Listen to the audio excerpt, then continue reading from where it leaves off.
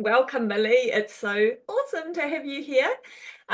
Millie and I met probably about 6 months ago during your second pregnancy, Millie, um, after your beautiful midwife had suggested to you to get in touch with me and maybe do my soulful birth course, which is a holistic birth and postpartum preparation course that's specifically designed, I guess, with my birth trauma work in mind around it's for first-time mums who want to avoid a traumatic birth and set themselves up for the sort of experience they're um, are hoping for and deserve, but also for women like yourself who experience a traumatic first birth or births and want a better next birth experience. So your midwife knew about my work and she suggested that you get in touch and you joined my Soulful Birth course, and we went on a beautiful little journey together during that time. And it was really, as it always is, so beautiful for me to witness this transition from when you first kind of come on that, and there's all these fears and that associated with your previous birth, and then I can just see the strength and power building as you near your birth experience. And then of course you went on to have an amazing birth and which you're here to share about today. So thank you so much for being here. And I have already heard your story, and I know what a special one it is. So I'm excited to get to hear it again today, and for listeners to get to share in the beauty of your experience. But let's just start off with rewinding back to your initiation into motherhood, what that first birth experience of Hugo, who's 2 now, was like for you, and why your transition into motherhood was a traumatic one. Awesome. Okay, great. Thanks, Carla. Lovely to be here. The Just for a bit of context around my first birth and pregnancy, um, it was a very kind of heavy time for me. So I lost my dad. Um, oh, I'm getting emotional. Like, who was a best mate, basically. And on that was New Year's 2021, New Year's Eve, and I found out kind of maybe a week after the funeral that I was pregnant. So the whole pregnancy was a really heavy time for me. I was kind of all consumed by my grief. Um, and you can tell it's still kind of grief is never ending. But that kind of set the scene for my pregnancy. I didn't um, have the capacity to take anything on board in terms of birth prep or I mean, I tried. I did a lot of yoga nidra kind of in the lead up to the birth, and I did a hypnobirthing course, and which was great in terms of breathing, but kind of just didn't learn a lot about birth itself. So went in, yeah, and not knowing a huge amount about physiological birth. And I think I have a family history, like mum's had long gestations with all of us. And so, and also first baby, I was expecting to go over. I never kind of mentally prepared to go for an induction. I think I didn't research it, I didn't look into it because I thought in my mind, I'm never going to get there. And because of kind of my mental state, and I guess growing up in a medical world where dad was a GP, and I was always, I never questioned kind of the medical system, or I just trusted what was happening, or what the advice given to me was going to be the best for me and my baby. So I got to 41 plus 6. And went in for an induction. I think the language used in the hospital was like, oh, the doctors won't let you go further than that. And for me at that point in time, I was like, right, I'm going to do this. I've lost my dad. I don't need to lose my baby as well. And I so Dan and I, and my mum was also a support for this birth. So we turned up at the hospital at 7:30 in the morning. And I think I was still in denial that this was happening all the way to the hospital, and got there, and the plan was to break my waters and to give me 2 hours to go walking around the hospital grounds, and to see if that would get things going.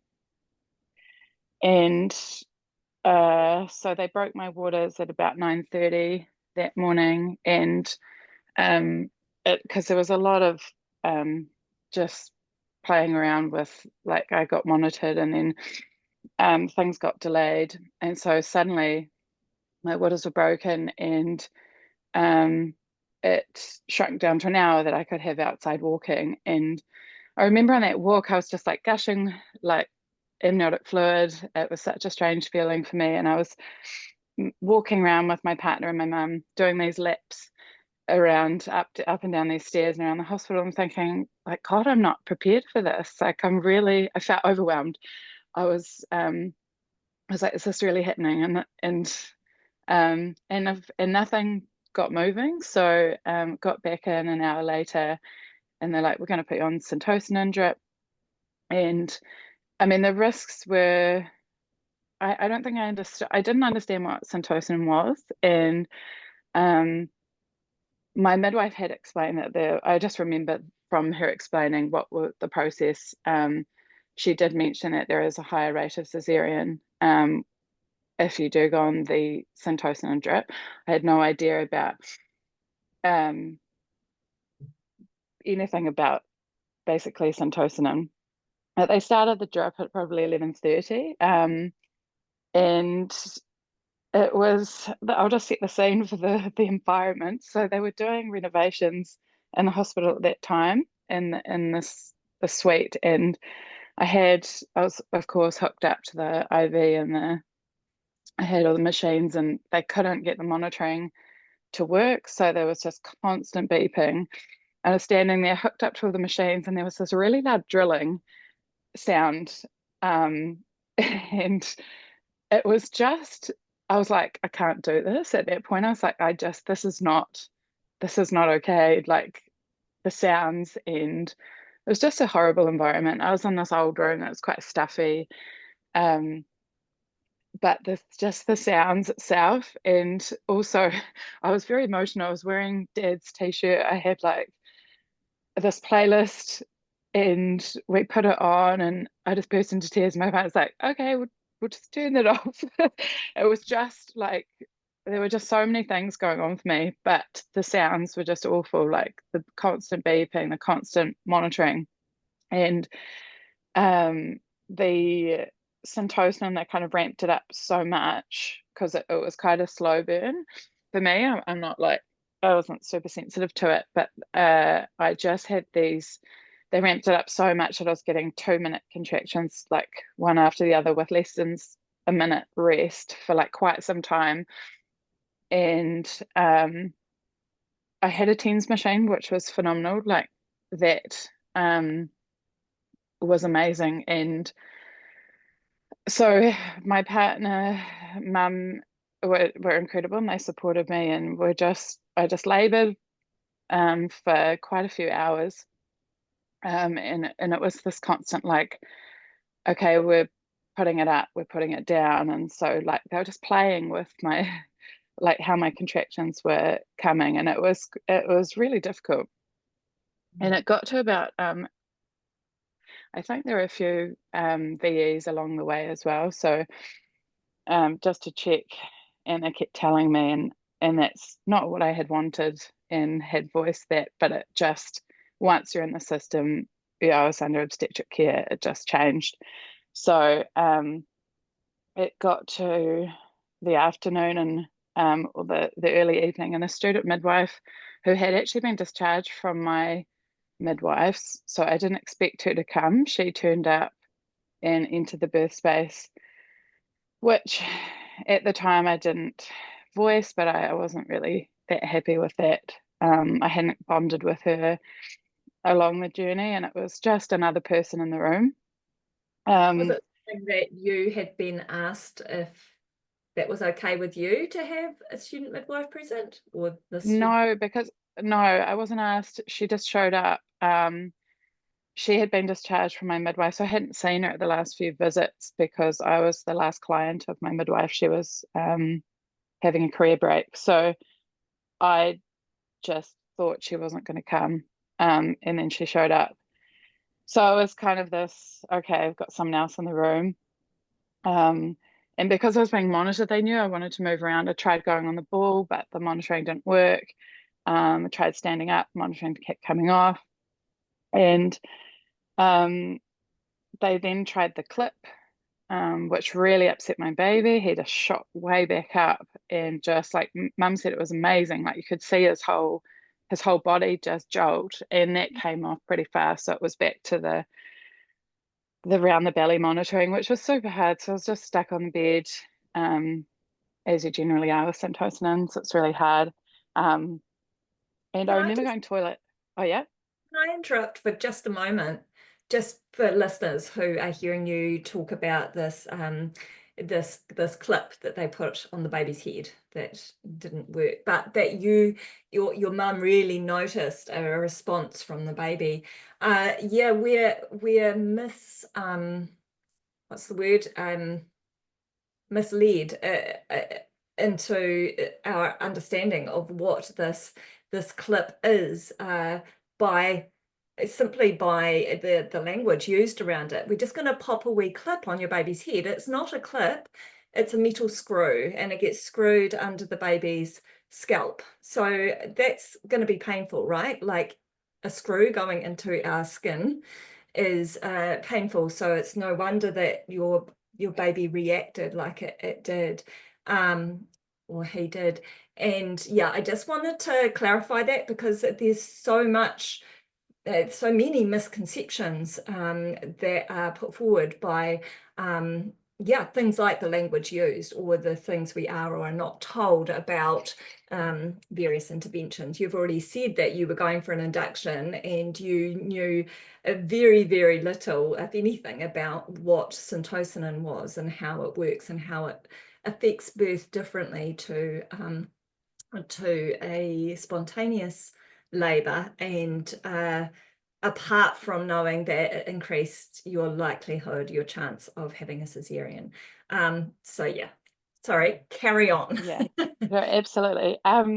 It got to probably 7 p.m.-ish, and I mean, I went through. I distinctly remember transition because I went to the toilet, wheeled my partner had to come and wheel the machines.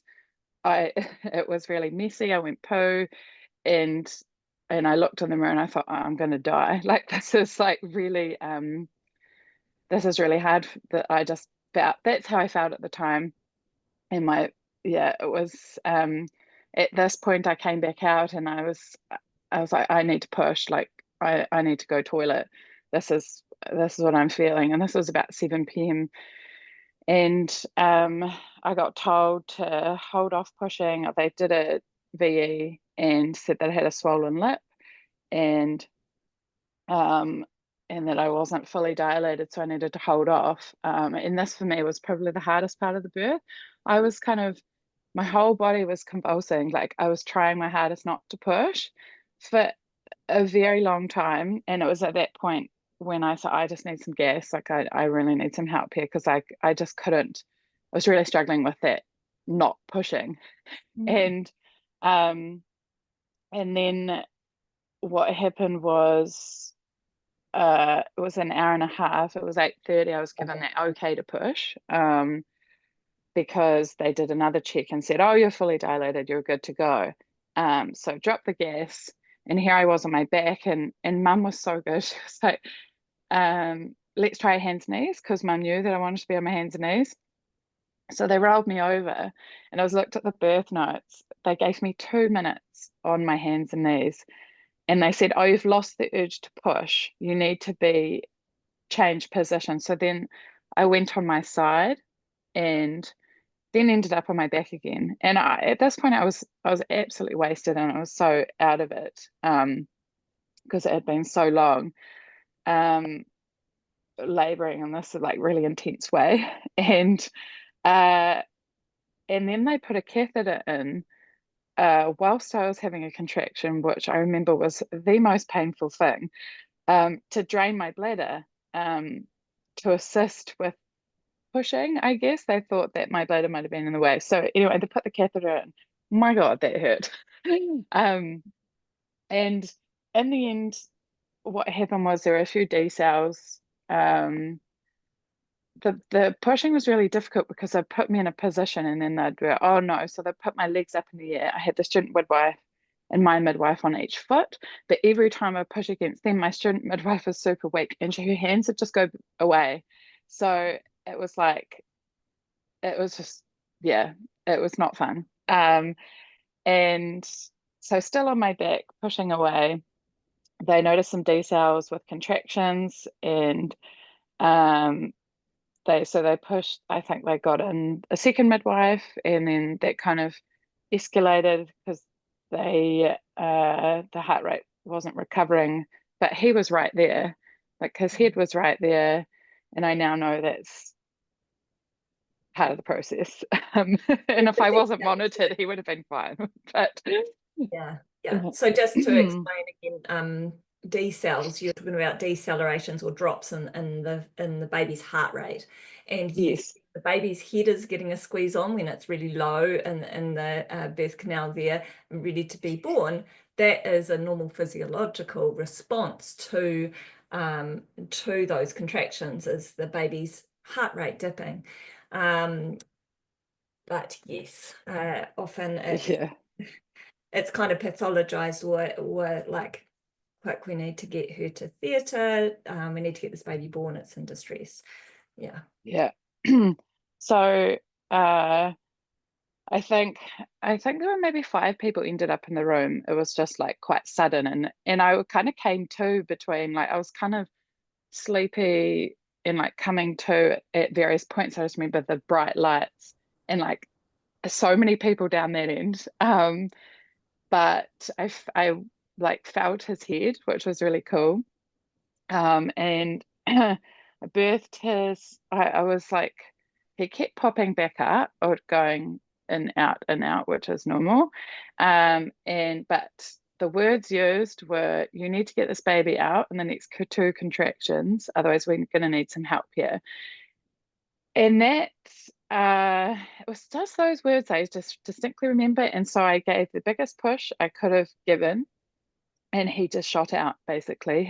I think I birthed his head and his body very um and my partner caught him, which and but I just remember this wall of like shit, blood, everything just splatting down the wall. Like there was this giant line, and that's all I remember. And Dan catching him and saying he's a boy and brought him up to my chest. I said to my midwife at that point, I feel like I've been broken in two. There was a lot of prodding, a lot of just, I hadn't managed third stage. That was all really quick because I was bleeding. And they estimated I lost like 1.7 liters of blood, but I totally didn't. I mean, I felt really well and fine, and I was alert enough. Um, but the obstetrician checked and she said, yeah, there's a third degree tear, you're going to need to go to theatre. I think I had about 30 minutes with Hugo and managed to feed him in that time before going to theatre, and they said I was going to be probably an hour. So I got taken up to theatre, but I was away for 2.5 hours, and poor Dan was just so, the room full of people just suddenly they disappeared. And I mean, they did all the checks. Hugo was absolutely healthy. He had an APGAR of 9. He screamed as soon as he came out. He was a big boy. He was 9 pounds 6. But I come from a family of big babies and totally can birth big babies. And yeah, so he was left in a room alone and wondering where the hell I was because it was taking so long. And they stitched me up, gave me a spinal. So with morphine. So I got wheeled back in high as a kite, and like not knowing. I mean, he had fed him colostrum that I brought to the hospital, but he was so hungry they gave him formula because I was away for so long. So I was, yeah, I was a bit sad about that. And Mm. just being separated from your babies, like as soon as you've given birth, I was just, but then again, I was so high on the morphine, I kind of, yeah, I spent the whole night just staring at him. We stayed in the hospital. We had to stay in the hospital 4 nights because of the tear and because I had some bladder issues. I couldn't wee, and then my bladder got stretched. So there was a whole lot of things. It was really tough. Um, I also had a huge hematoma, which wasn't very comfortable. So I felt very broken. And coming home was honestly the best thing in the world. So when we got home, just it was amazing. But for me, the trauma around the birth, it was the physical trauma that really was for my postpartum experience was really hard. And recovering from that was tough, like with the hematoma, with the third-degree tear. Like I can still remember just like walking to somewhere, but my sphincter trying to work again. And the pain was worse than giving birth. I just fell to the floor and I was like, this is so awful. Um, so that for me was hard. The mental side of it didn't come till later. Like I think when I got pregnant again, I was like, oh God, I've got some stuff to deal with here because it was like, I mean, I'd hear a birth story that was positive and I'd get really down about my birth and I had a lot of anger that I needed to kind of work through and let go of. And so it was mainly the physical side that was really traumatic. But in saying that, um, Hugo brought so much joy to our family after such a hard year that I found my bond with him was incredible. Breastfeeding went super well. Like that was a real positive. Like it was really smooth sailing in terms of like becoming a mum. I felt it was natural. I was so in love with him.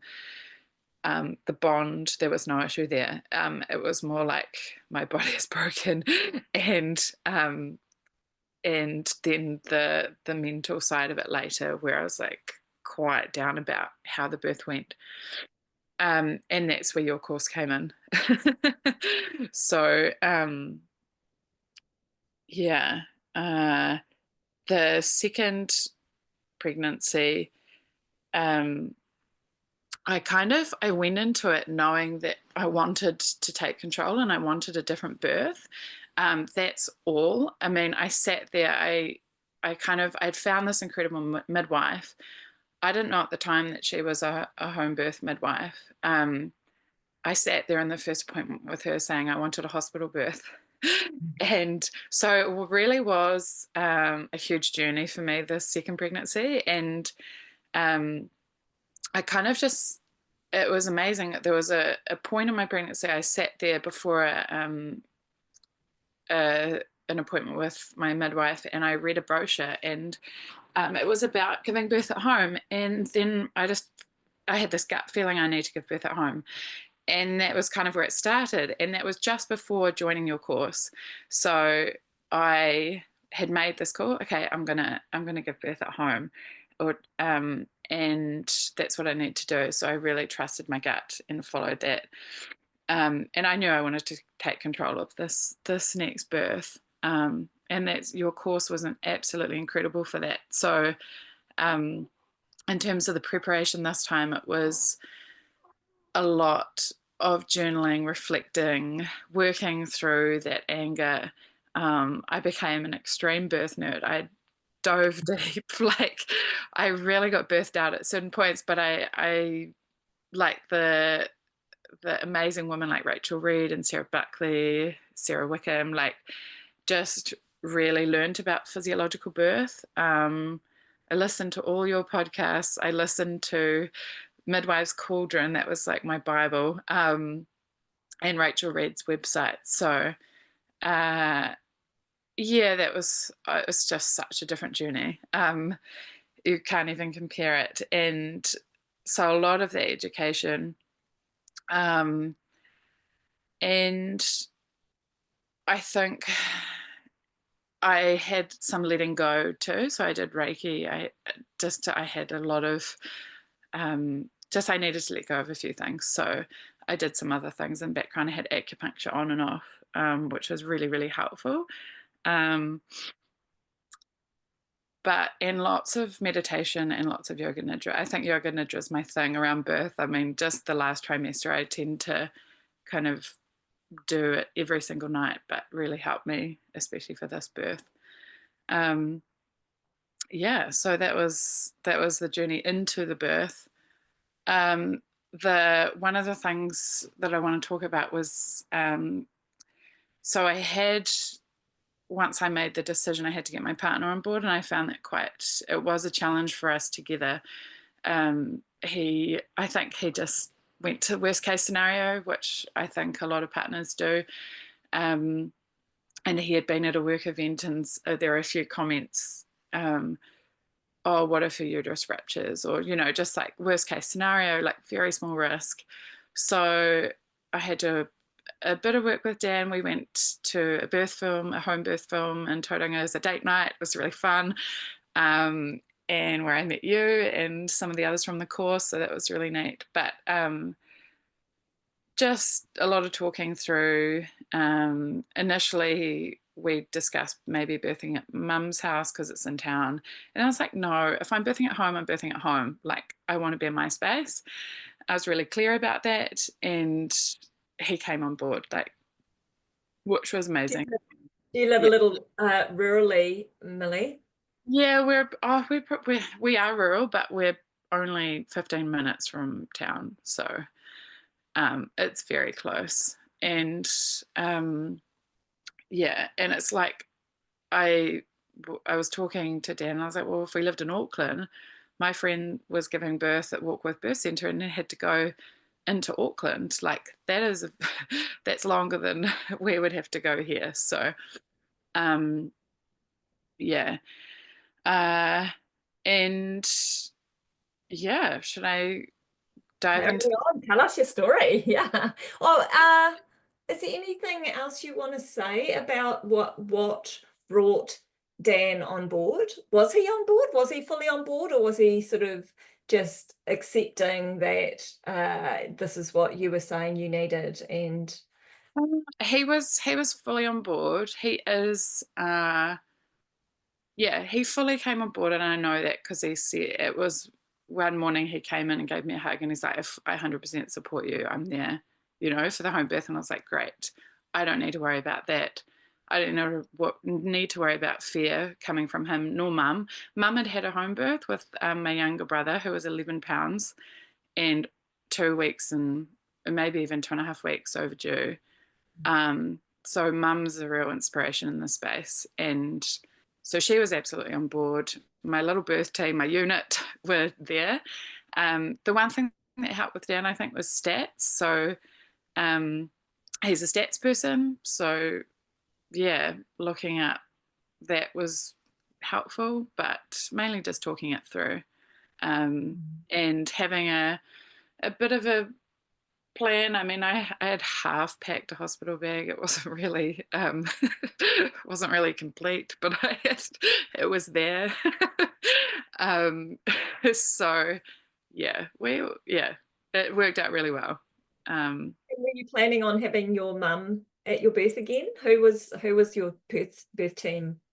Yeah, so mum absolutely wanted there. I didn't feel comfortable with Hugo just because of his age, but also turning off mum brain would have been quite hard for me. So I wanted him to be with someone we knew.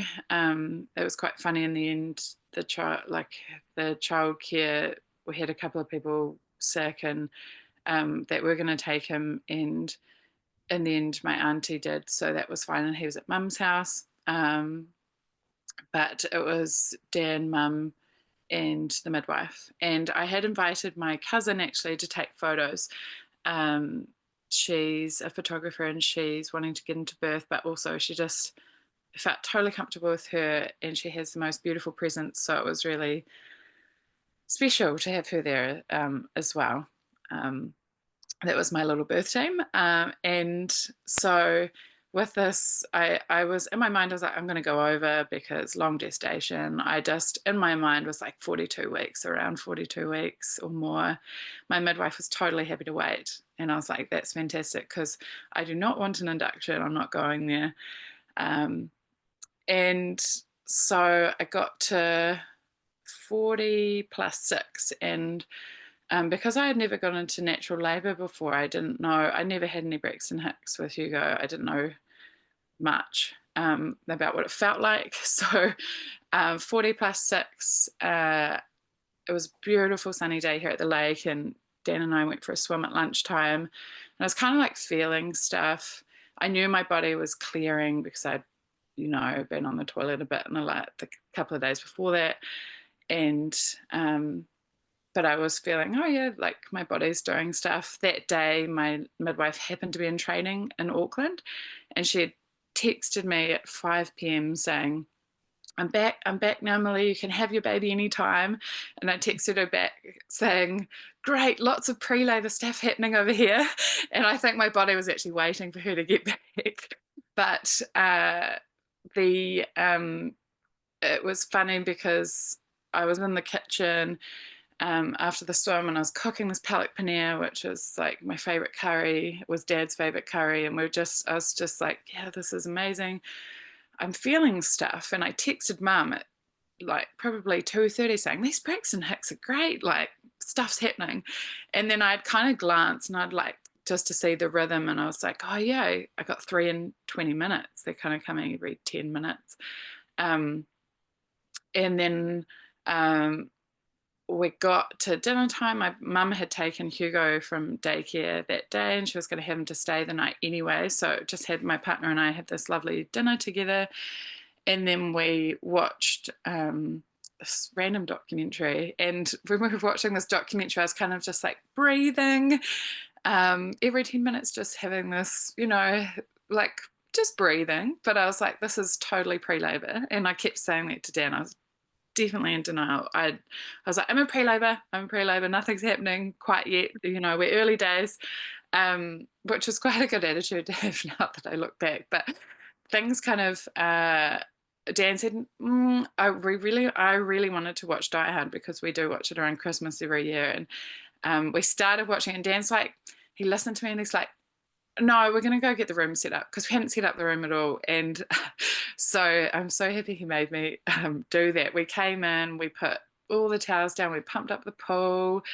And by this time, it was probably 9:30. And I think I had gone toilet again and lost some mucus plug around 9.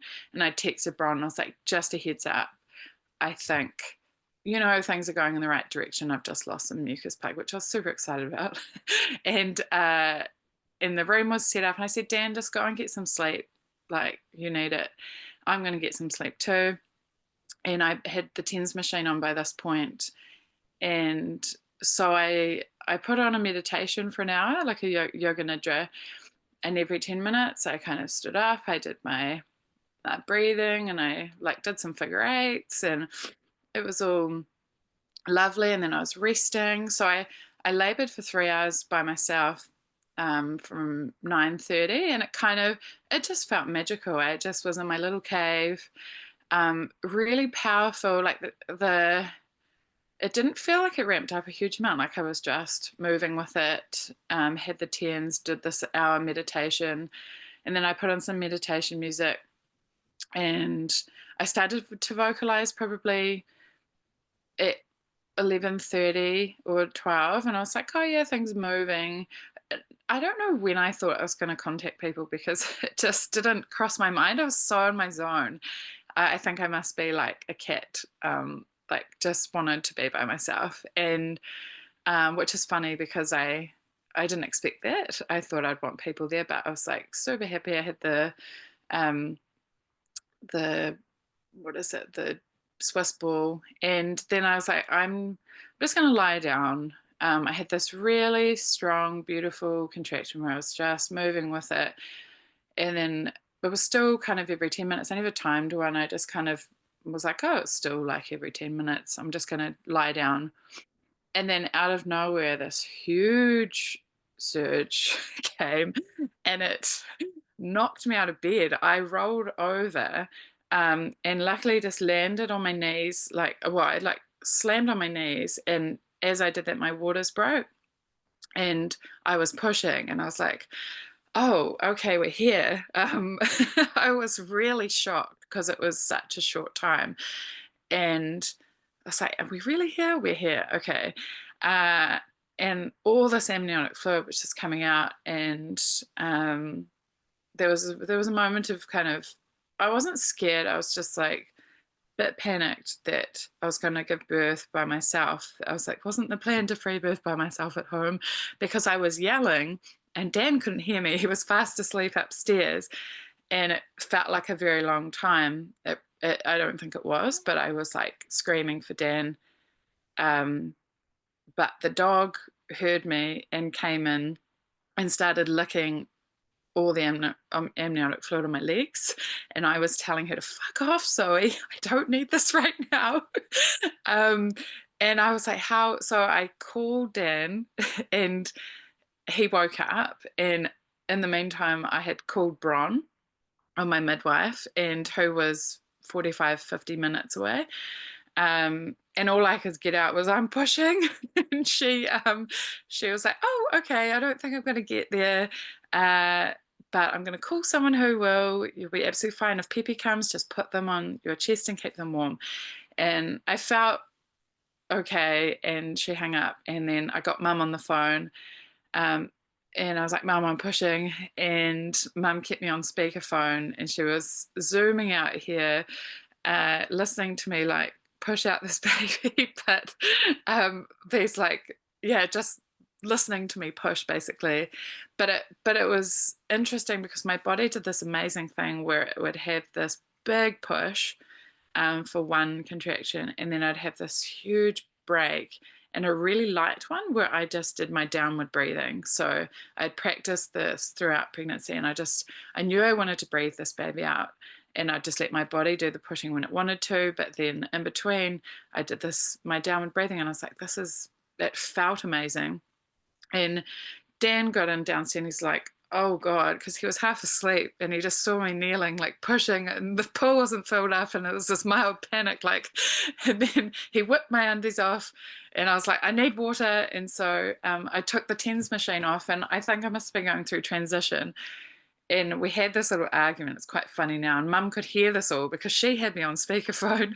And she was like, what's going on? And I was like, no, I need the shower because we were going to hook the shower was our source of water for the pool. And I wanted the shower because I had taken the TENS machine off. But I was kneeling on the tiles in the bathroom, my hands and knees, super uncomfortable. I was shaking because of the weight. And I thank God Dan just was like, no, I'm filling up the pool. I'm sorry.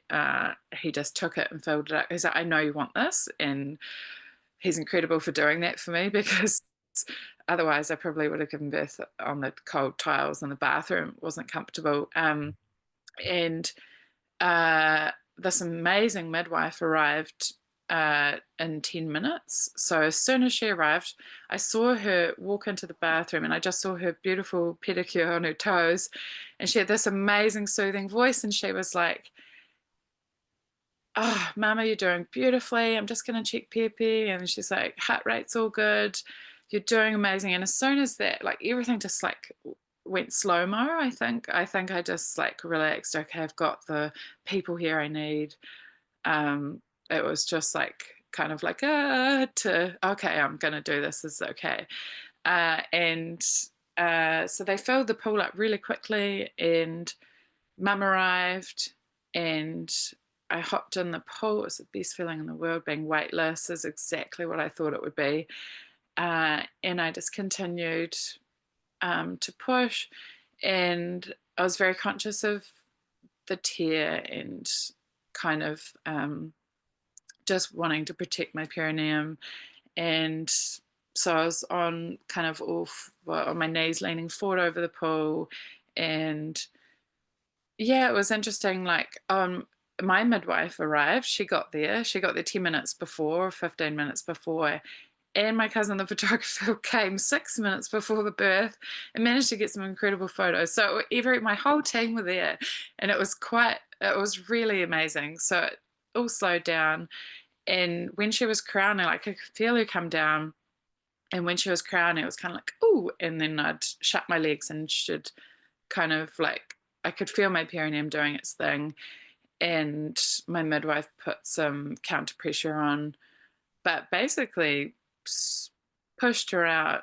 And the next contraction, her body came out, and I pulled her up between my legs, and we didn't know her sex, so it's obviously like, oh, she's a girl. And it was just, I think I was in a bit of shock because it had happened so fast. I said, oh shit, bro, that was so fast. I just was, I think, in shock. But we had this beautiful skin to skin in the pool, and then hopped up on my bed and um, had like a physiological third stage, and that took 40 minutes, I think. And I really had to use my breathing for that because those um, those pains were like a lot.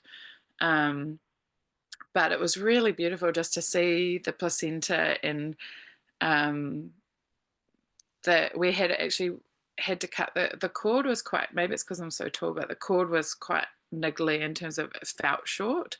I don't think it was. It was just hard to feed her. So that we just waited until it stopped pulsing, and it changed color, and then that was cut, and then that was a bit easier. So I could get her on the boob, and she latched straight away and had a really good feed.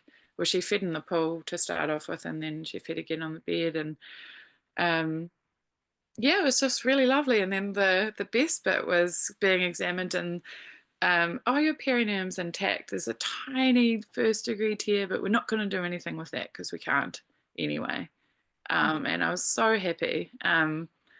It's it's amazing experiencing that natural labor, and just you cannot compare with the syntocinon. I mean, that's I didn't even think I was really in labor, and it, it was just unreal.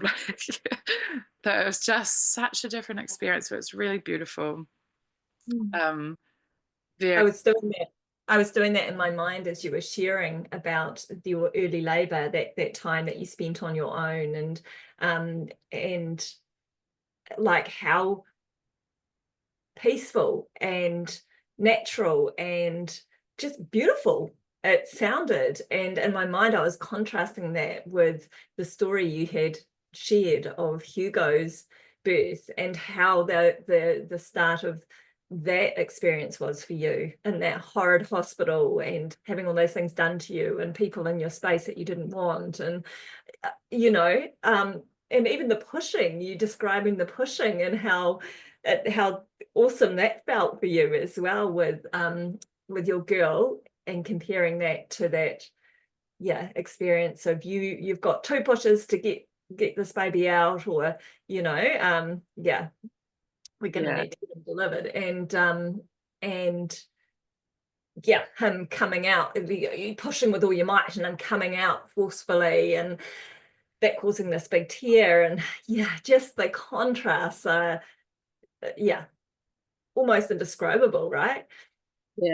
yeah, absolutely. Um, just unreal, and just post birth, just being in our own space, having a cup of tea in bed, and just we got left alone for so long, and we had this beautiful time with her. I mean, I hogged her. I didn't like I had had her for so long, and Dan hadn't had a hold, and he's like, "Can I take her?" And I was like, "Oh." I was just enjoying it so much. It was lovely. Um, and then we made a cake, and we had well, not till the next morning because she was born at 1:20 a.m. So she slept for 7 hours, and we had this, I tried to sleep, and then we had this lovely birthday cake for her the next day when Hugo came to meet her, and it was just magic. Like, he was like so obsessed with his little sister. He loves her, and it was really nice to be able to just do that the day of giving birth. So yeah, can't compare. And yeah, I'm really proud that of the journey that I took, because I did have to dig deep. Like, I did have to do the work. It didn't just happen like that. And I think your course was incredible for supporting me and in that journey. So thank you for that, because yeah, it made such a difference. Not just to me, but to my family as well. Amazing. It always is a really special experience for me, doing this work with people and watching them do the work and transition, like I sort of tried to describe at the start of this podcast interview. It's a really special journey to get to witness and kind of be a part of. And this little group who were regularly showing up to those soulful birth, live sessions, you all became quite kind of tight, and there was this beautiful little kind of community of support just through that soulful birth course. And I felt like that was epitomized in the one by one you gave birth to your babies. And you'd still show up with your newborns to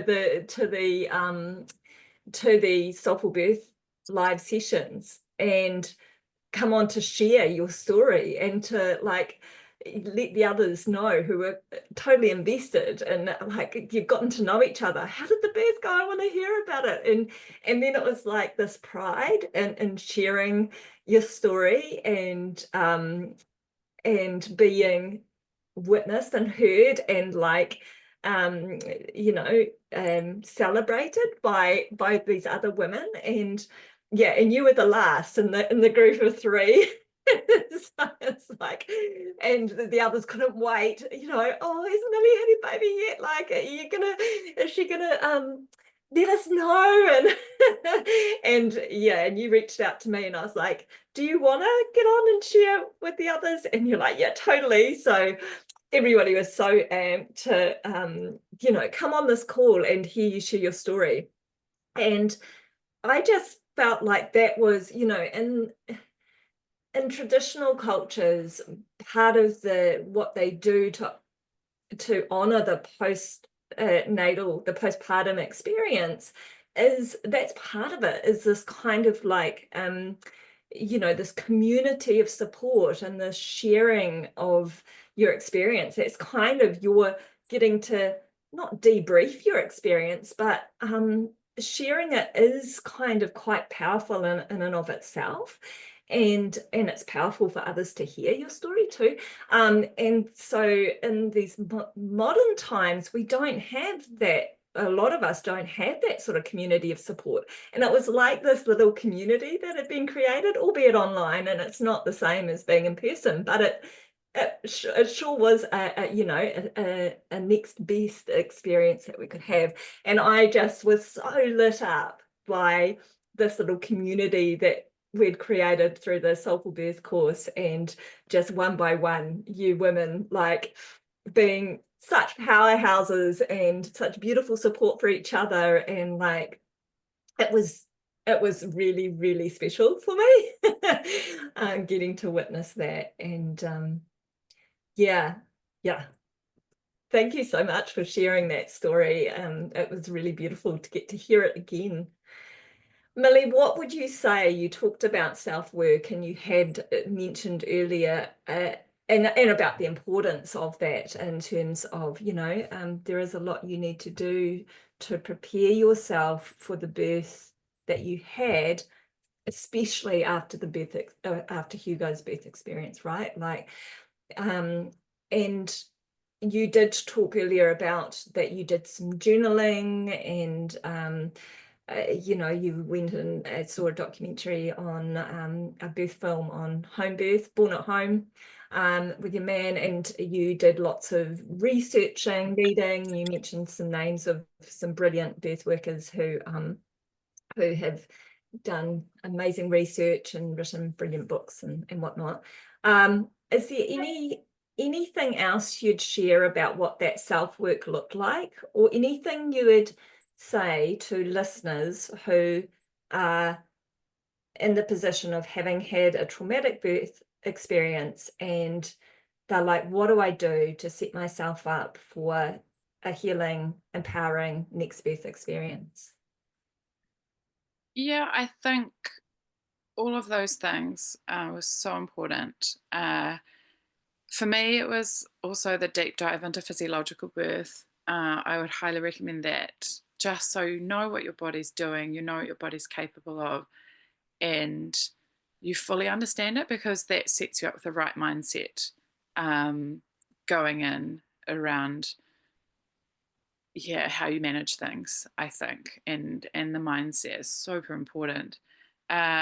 Seeking out the wise women in your community, whether it be through a course or talking in a mum's group, or my mum has been amazing for me, and my cousins, you know, who have given birth many times. So it's seeking out those wise women, and talking through things with them, those resources you spoke about.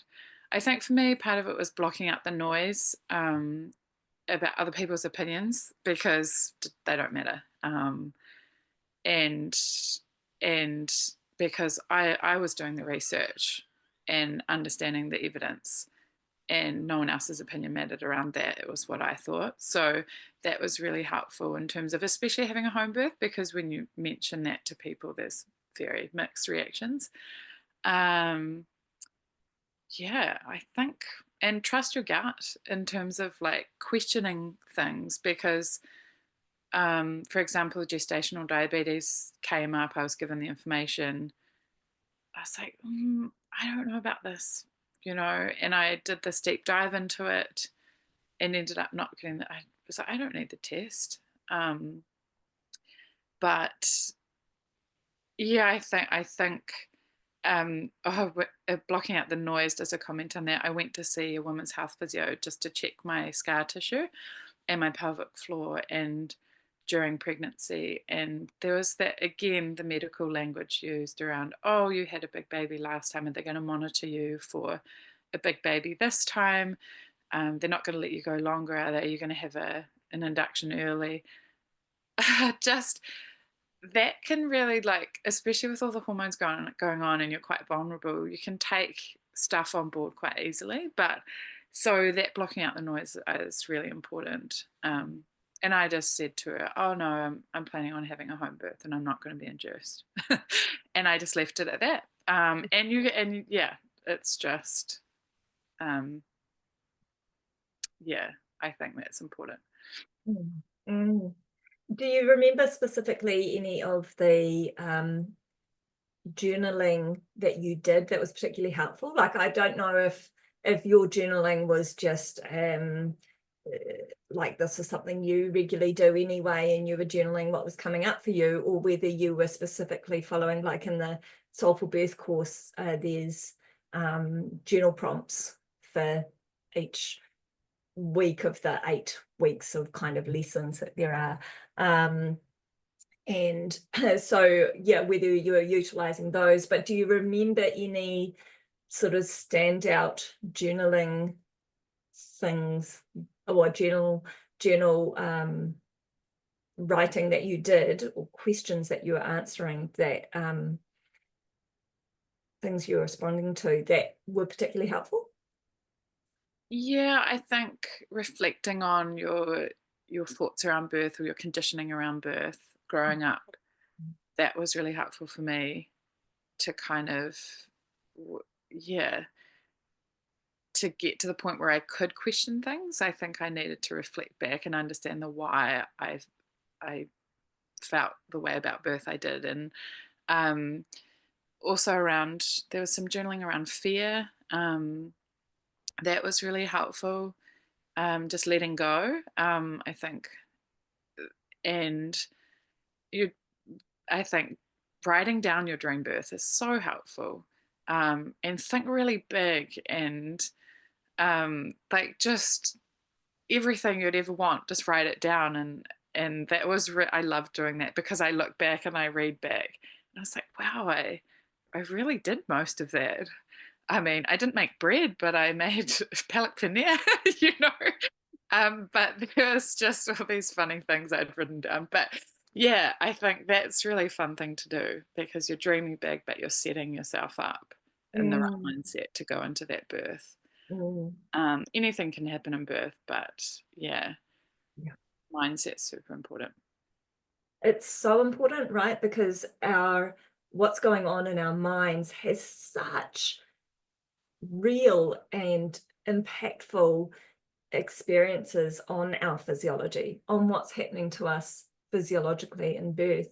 Our mind, how the degree of fear we're experiencing, or the thoughts or beliefs we hold around various things that are going on in our body or in our environment, are going to impact whether our bodies are being essentially told by our primitive brain that's primed for keeping us alive, primed for survival, whether our brain is going to be saying to the body, release more of those helpful hormones, the oxytocin, the prolactin, the endorphins, or release the hormones that stall labor, that prime you for fight and flight, because your brain, your body is perceiving what's going on in your space as a threat to yours or your baby's well-being. So it's trying to help. But so when we haven't done the work to unpack our fears, and let me just put a caveat in here, is that it's a degree of fear going into any birth experience is absolutely normal and to be expected. And if you've had a previous birth experience, you can guarantee there is going to be some degree of fear, of anxiety around this next birth experience. That's understandable. But what I'm talking about is doing the work to minimize those fears, to get some perspective around those, and to really unpack the things that you can unpack, and work on the things that you can work on, and learn the things that you need to learn to get some clarity around what is going to support you to feel safe, and therefore support your physiology in birthing your baby the way that you're designed to birth them. And a lot of that self-work, I believe, and you talked about this, is unpacking our beliefs. Often so much of what we've taken on board throughout our lives, not just our beliefs around birth, but our beliefs around what makes us a good person, a worthy person, that good girl mentality, not wanting to rock the boat, not questioning authority figures, doing what we're told, instead of speaking our truth, and trusting our inner wisdom, our intuition, our instinctive responses and behaviors. So that's all super, super important, because if we don't ask ourselves those questions, like, where did that belief come from? I'm going to try and, get to the root of why I am scared about having a home birth, or why I'm scared about questioning my midwife or my obstetrician about that thing that they're advising me about that I should do, or whatever it is. It's when we unpack that conditioning, we are starting to reveal to ourselves stuff that we are often holding on to quite subconsciously. And it's like it's diving into that subconscious belief system and having some realizations there, and learning, okay, I don't need to continue to hold that belief. I can change that. I don't need to keep being that good girl people pleaser. That didn't serve me in Hugo's birth. I'm stepping into my power, and I'm taking responsibility for my experience, and I'm going to be at the driving wheel of how how my birth unfolds. And yes, of course, we really don't know how it's all going to unfold. It's part of the beauty of birth is that we really do need to step into trust that whatever happens, it's just how it's meant to be. But that needs to come from a place of safety. So knowing that you're supported by people who really get what's important to you. You know, trusting yourself and trusting the intuitive hits that you're getting around what are the next best steps to take. Learning about your physiology, like you said, so that you can really trust. I loved hearing actually about you sharing your interesting pattern of the pushing contractions with your daughter's birth, where you said you'd get one contraction that was like really, really strong, your body was just bearing down big time. And then the next contraction would be like this gentle, just kind of like you are just kind of breathing with it, and there wasn't that same intensity. Like, you know, we're also unique in birth, and you didn't get in your head about that. You went like, oh my gosh, what's going on? Why was that, you know, why wasn't that a big strong contraction? Like the 2 minutes you had in your hospital birth of being on your hands and knees and you losing the urge to push, so we better flip you back over, you know, that sort of thing. That like birth is supposed to look a certain way kind of mentality. We know, you know, of course your body knows how to safely get your baby born. You are a woman. You're designed for birth, right? Like, so yeah, learning about your physiology so you can really sink into that trust and just go, oh wow, interesting, that's happening, how cool, you know. I think a really good example of this, you know, another one of these ways that we pathologize women's unique experiences of birth, and it's really unhelpful, is for a number of women after they've gone through that sort of transition phase where their body is kind of completing the opening up sort of phase of labor and readying itself to, like, you know, bring the baby down and out, is there's this rest phase. The contractions do die off a lot, and there's this period of sort of resting or sleeping sometimes even in between the surges, and that can go on for some time. And then the woman kind of wakes up, comes to, and has this, you know, overwhelming urge to bear down and birth her baby. But, you know, in the system, in the hospital system, in the medicalized sort of world of birth, it's like birth is supposed to happen in this orderly fashion and in these certain timeframes, and it doesn't allow for those individual experiences. So, oh, you know, it looks like you're in transition. Oh, I'm going to do a vaginal examination. Oh, yes, you're 10 centimeters dilated. Okay, you know, you need to start pushing with the next contraction. And even though for a lot of women they won't have an urge to push, we don't need to be told when and how to push our babies out. That's ridiculous.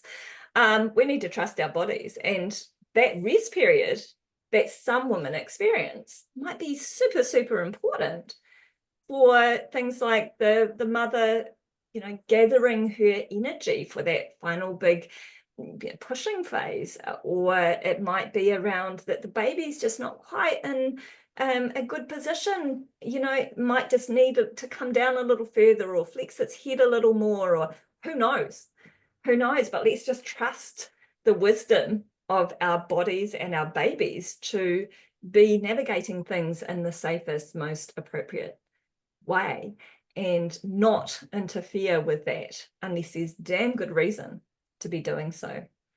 And so I loved hearing about the nuances of your birth experience. Yeah, I think that's so true. And I think for me, the fact that mine contractions were 10 minutes apart, they never got closer together, knowing, like mum had said to me, women push up babies with 10 minutes apart. It's the intensity that matters. And so happy she said that to me, because it just, you know, didn't get closer together. I had this beautiful rest in between. That's fine. That was me. That was my labor. And that doesn't fit the hospital. Like I wouldn't have made it to hospital if I was planning to go there. If I had a different midwife. I'm so blessed with the midwife I had. But you know, the first time I was told, you know, 3 and 10 or whatever it is, they tell you that to the measurement to go in, and I don't think measuring's helpful at all. I'm so happy I didn't have a VE. I was just left alone, and it was perfect. And I'm so happy my midwife got there, but she did. I had all these lists of, you know, questions and concerns for her, because my fears were around tearing again. What if I've got a swollen lip? You know, all these things. And when she told me about how she approaches birth, I didn't need to ask her anything. So I was so lucky to have such an amazing midwife who fully supports physiological birth. And she actually said, I'll just bring my knitting, and if I get there early, I'll just sit in the corner and knit, and I just need to be able to hear you, you know, which was amazing. What a different approach, you know, and in that home setting. Yeah, absolutely. And it's sad to say, but you are lucky. You know, those midwives are becoming fewer and further between, you know, few and far between these days. Just we're tuning out very medicalized midwives as they're coming through the training. Not everyone, obviously, but yeah, it's a bit I feel like there is a shift happening. I don't know if it's mothers speaking to mothers, like this whole movement of like, let's go back.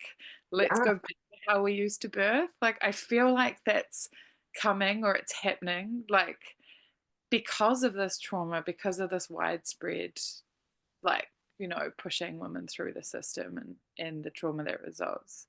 But I hope this is gonna happen, you know, and I would love for every woman to experience what I did, just physiological birth at home if you're low risk.